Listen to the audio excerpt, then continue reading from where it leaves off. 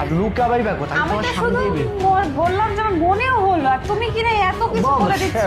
ঝুলে বলে ফেলতেছি আর কি, ঝুলে মানে আচ্ছা, একটা কথা আছে না যে ঠাকুর ঘরে কি আমি তো কলা খাইনি, ব্যাপারটা এরকম হলো না? কি উদাহরণ দিচ্ছ তুমি আমাকে? ঠাকুর ঘরে কি আমি তো কলা খাইনি? না, আমি তোমাকে জিজ্ঞেস করলাম শুধুমাত্র যে কেউ মনে ছিল, মনে হলো না, তুমি আমাকে বলছো এখানে ওখানে দেখতে, তাহলে ব্যাপারটা কেমন হলো? তাই না? একজন মানুষের সন্দেহ হওয়া থেকে অনেক কিছু সৃষ্টি হতে পারে, সেই জায়গা থেকে তোমাকে সন্দেহটা দূর করাটা আমার কর্তব্য, তাই না? আচ্ছা আচ্ছা, ঠিক আছে, বুঝতে পারছি।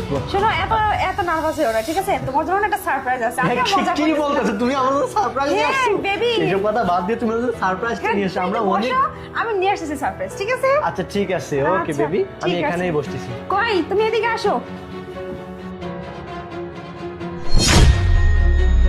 আসো।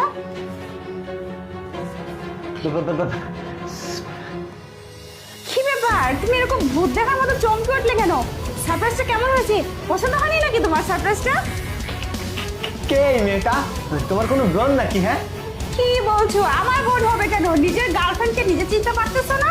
হ্যাঁ, শোনো, তুমি যখন আমাকে সারপ্রাইজ সারপ্রাইজ বলে এই মেয়েটাকে বের করতে চাচ্ছিলে, এই মেয়েটা না ভয়ে বেরই হতে পারেনি, ঘরের মধ্যেই রয়ে গেছে।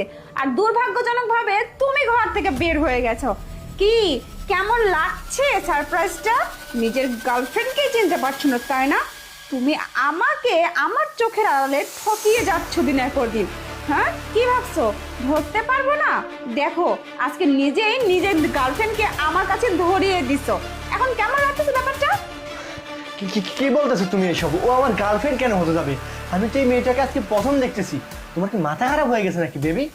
দেখো, বিশ্বাস করো, আমি এসব কিচ্ছু জানি না। কি ব্যাপার, তোমার কি বিবেক বলতে কিছু নেই? তুমি এখনো মিথ্যা কথা বলে যাচ্ছ, সরাসরি হাতে নাতে ধরা পড়ছো, তারপরও একটার পর একটা সাজিয়ে সাজিয়ে গুছিয়ে গুছিয়ে মিথ্যা কথা বলতেছো।